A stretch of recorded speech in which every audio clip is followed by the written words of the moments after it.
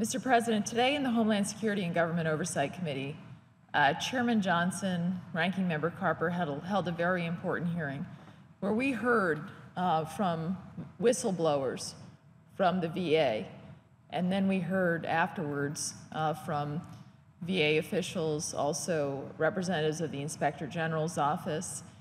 And this issue, how we treat those who have served the country, is so critical to who we are as a nation. Yet over the last year, we've learned of shocking failures at the Department of Veterans Affairs. And today's testimony, unfortunately, was no different in terms of how whistleblowers were retaliated against at the Department of Veterans Affairs. Instead of a culture of encouraging people to come forward when things go wrong, people who come forward when things go wrong are treated badly and also face consequences for their employment, and that's wrong. But what we've seen over the last year are really shocking failures, including veterans being denied care after being placed on secret wait lists, experiencing extended delays in benefits, or endless wait times for appeal, reviews, or action on claims. And just recently, we also learned that as of last year, the VA had 867,000 pending healthcare enrollment records. That is almost 1 million records of our veterans without a final determination status, some from decades ago, with nearly a third of the veterans who had applied to the VA for care now reported as having died. Additionally, VA staff has deleted 10,000 transaction records, but why they deleted them, the reasons are undocumented. These failures are outrageous, and that word's used a lot around here, but this truly does define what is happening in our VA. Outrageous. Our veterans who have served and sacrificed so much for our country, they deserve the very best care and support that we can give them. And the VA has fallen short time and time again in meeting that goal.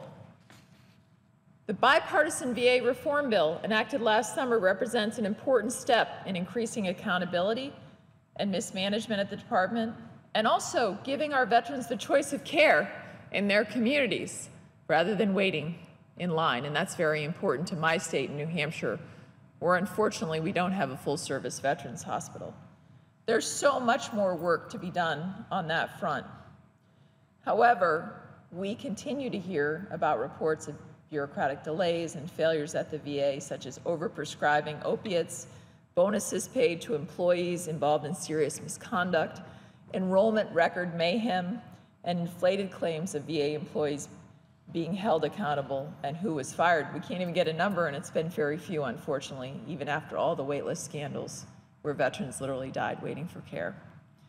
So just a couple of recent headlines about the VA. In the Chicago Tribune, January 9th, veterans, VA hospital nicknamed Candyland because of painkillers given out frequently. Arizona Republic, February 13th, whistleblowers, VA still endangering suicidal vets. Washington Post, March 9th, Veterans Affairs Manager pokes fun at mental health issues with photo of Elf begging for Xanax. Associated Press, April 9th, Veterans Hospital wait times haven't improved. Stars and Stripes, April 13th, whistleblowers say retaliation unabated a year into VA scandal. In the Washington Post on May 14th, VA improperly spent $6 billion annually, senior official says.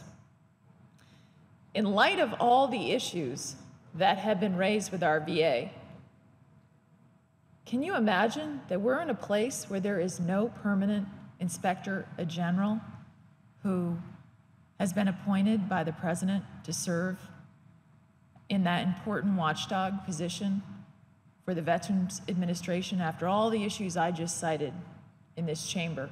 And there are many more that I didn't even have on this list.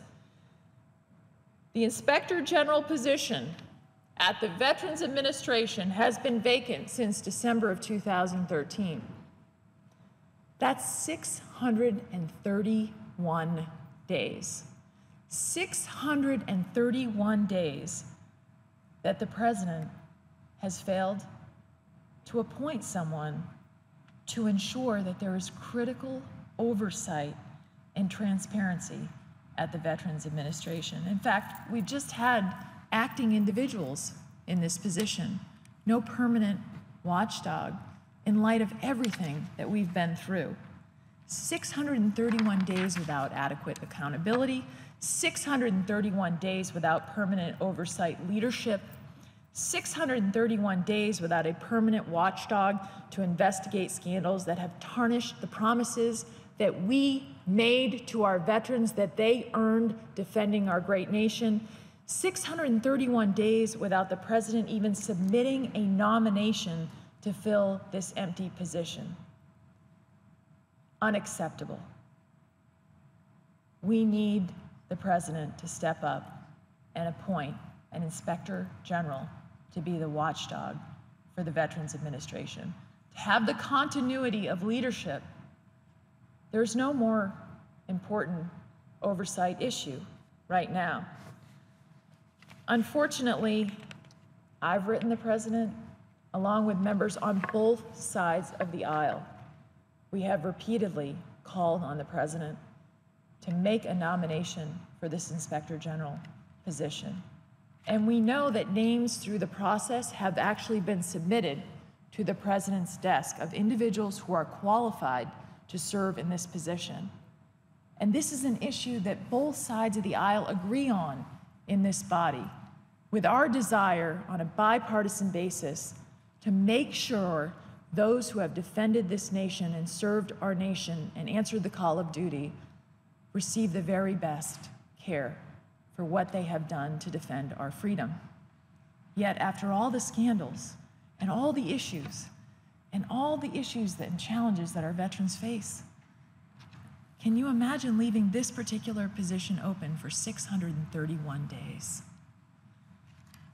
I'm again going to call on the president in this chamber, and I know that my colleagues on the other side of the aisle, whom I've worked with on this issue, agree it is time for the President of the United States to nominate a qualified individual. He has had many names submitted to him to serve in this critical watchdog position as the permanent inspector general for the VA, with the full authority to conduct the investigations that need to be conducted on issues that have been raised repeatedly about the Veterans Administration.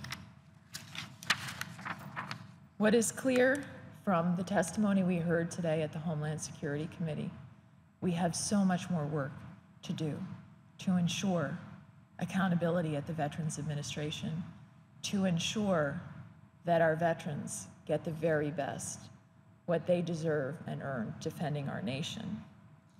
And what is clear is that the IG Council has done its job and nominated individuals for the president to consider for this Inspector General position. Now, I'm calling on the president, Mr. President, please nominate a qualified individual to be a permanent VA Inspector General to protect our veterans. 631 days is already way too long. And our veterans, they should not have to wait a day longer to have this position filled, who will be the watchdog on this important agency that is there to serve them. Thank you, Mr. President. And with that, I yield the floor and I note the absence of a quorum.